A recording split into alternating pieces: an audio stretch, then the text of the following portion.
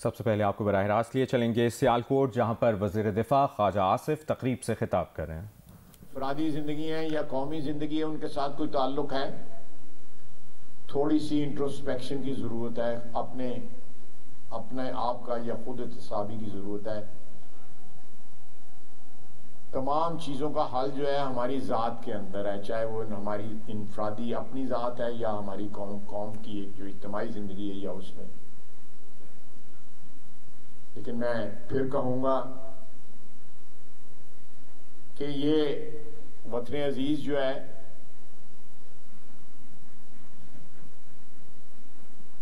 एक अमानत है। आप लोग भी प्रिविलेज क्लासेस से ताल्लुक रखते हैं। वज़ीर दिफा ख्वाजा आसिफ सियालकोट में तकरीब से खिताब कर रहे हैं। आगे बढ़ते हैं, आपको बताएं कराची पुलिस ऑफिस पर गुज़श्ता रात किए जाने वाले हमले में सिक्योरिटी फोर्सेज ने कामयाब ऑपरेशन करके इमारत को क्लियर करवा लिया है।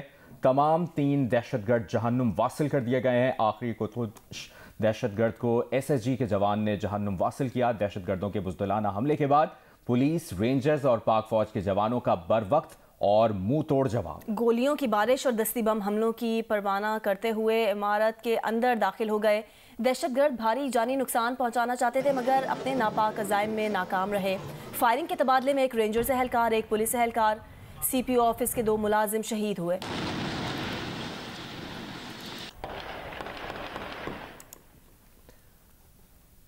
कराची पुलिस ऑफिस में हमले के बाद पुलिस और कानून नाफिज करने वाले इदारों की तहकीकात जारी हैं। हमले में मुलविस 3 दहशतगर्दों की शनाख्त हो गई है। तफसील बता रहे हैं नुमाइंदा जियो न्यूज़ काशिफ मुश्ताक। आपको कराची पुलिस ऑफिस के बाहर से रिपोर्ट कर रहे हैं। गुज़िश्ता रोज हमले के बाद पुलिस, रेंजर्स और कानून नाफिज करने वाले इदारों के एहलकारों ने मुकम्मल तौर पर सिक्योरिटी के फ़राइज़ जो है वो संभाल लिए हैं। इस हवाले से 3 दहशतगर्दों के हवाले से बताया गया है कि 3 दहशतगर्दों की शनाख्त जो है वो कर ली गई है, जबकि हसास इदारों की जानिब से जो है यहाँ तहकीकात भी शुरू कर दी गई हैं।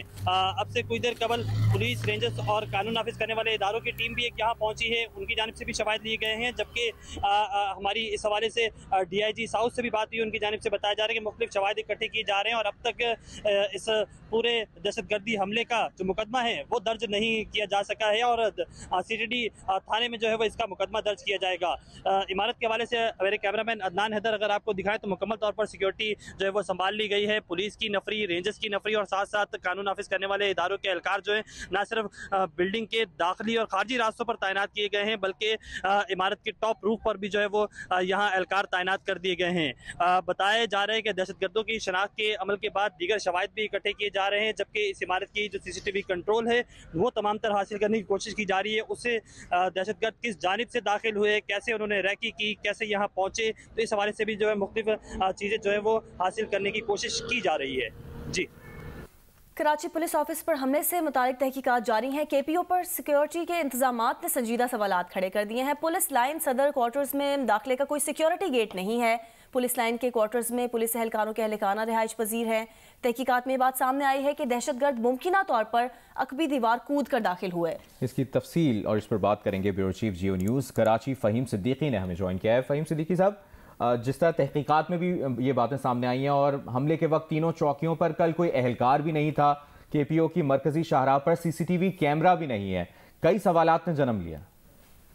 देखिए, ये सिक्योरिटी ब्रीच जो है ना, ये सिक्योरिटी की बदतरीन नाकामी है। और मैं कल से ये बात कर रहा हूँ कि हम शायद अपने कद काट के बुनियाद पर ये सोचते हैं कि दूसरा हमसे डर जाएगा, हमारा कद बड़ा है तो दूसरा हमसे डर जाएगा, हम इंतजामात नहीं करते। और कल यही कुछ हुआ है, बिल्कुल इसी नफ्सियात से पुलिस की खेला है दहशतगर्दों ने। आपने जो कराची पुलिस ऑफिस, जो कराची के पुलिस चीफ का दफ्तर है, उस दफ्तर की सिक्योरिटी ही आपने मुमकिन नहीं बनाई पूरी तरह से। तो आप सवाल तो फिर उसके बाद ये उठता है ना कि कराची पुलिस जो है वो कराची शहर की सिक्योरिटी कैसे मुमकिन बनाएगी।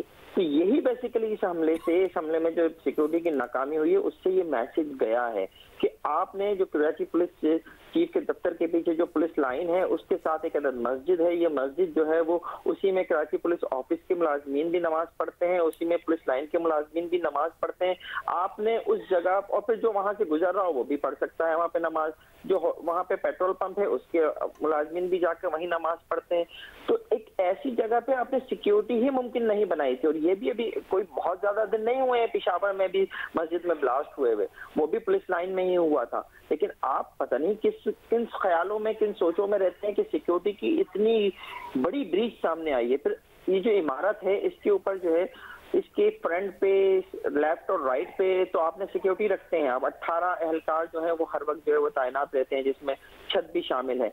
लेकिन जो अगदी सिम थे जहां से बहुत आसानी से इमारत के अंदर तक पहुंचा जा सकता है, वहां पे आपने जो इतना बड़ा किला सिक्योरिटी का छोड़ा हुआ था।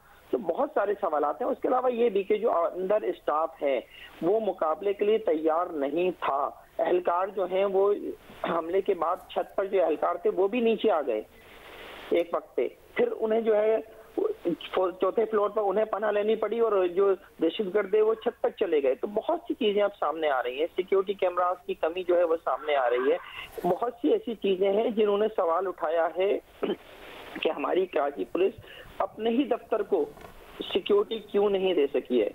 कल जब कराची पुलिस चीफ जो है, ये भी एक बहुत ही आम सी बात है जो पुलिस में हमें पाई जाती है कि कराची पुलिस चीफ जो है कल जब दफ्तर आए उसके बाद वो 3 दिन की छुट्टी लेकर जब चले गए थे, तो उसके बाद एहलकार वैसे भी नॉर्मल हो जाते हैं कि बड़ा अफसर तो है नहीं बिल्डिंग में, तो क्यों हम जो है इतना सिक्योरिटी पे अलर्ट हैं। ये सारी चीजें जो है ना देखनी पड़ेंगी।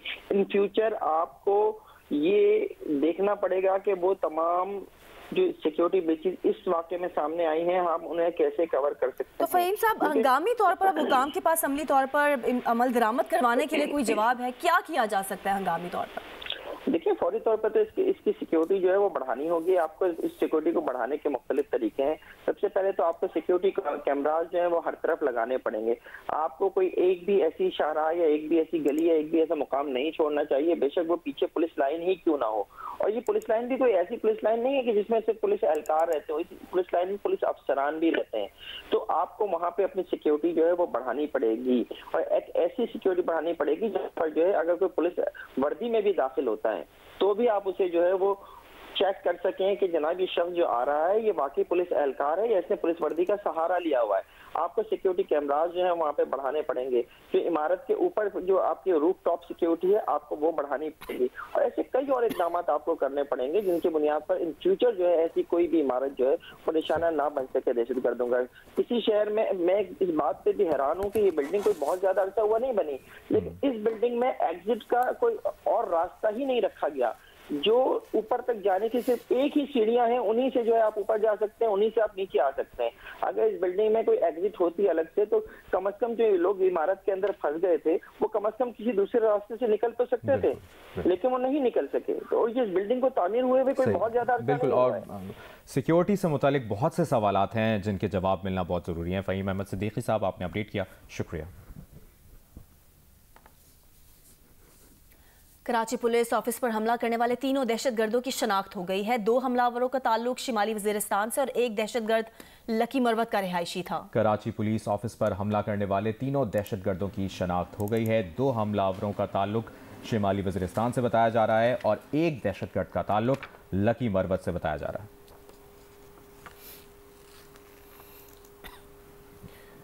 वज़ीर-ए-आज़म शहबाज शरीफ ने वज़ीर-ए-आला सिंध मुराद अली शाह को टेलीफोन किया है। वज़ीर-ए-आला ने वज़ीर-ए-आज़म को कराची पुलिस चीफ के दफ्तर पर दहशतगर्दों के हमले की तफसील बताई। वज़ीर-ए-आला सिंध ने हमलावरों से मुतालिक जमा हक़ाइक़ से भी वज़ीर-ए-आज़म को आगाह किया। वज़ीर-ए-आज़म ने कहा कि शुक्र है बड़ा जानी नुकसान या तबाही नहीं हुई, फोर्सेज ने बड़ी बहादुरी से हमलावरों का खात्मा किया। वज़ीर-ए-आज़म ने अफसरान और अहलकारों को उनकी तरफ से शाबाश देने की हिदायत की। वज़ीर-ए-आज़म ने कहा कि दहशतगर्दों के खात्मे के लिए सूबाई हुकूमतों की सलाहियत बढ़ाने में पूरी मुआवनत करेंगे। वज़ीर-ए-आज़म ने बरवक्त कार्रवाई मौके पर मौजूद रहने के वज़ीर आला मुराद अली शाह के जज्बे की तारीफ की।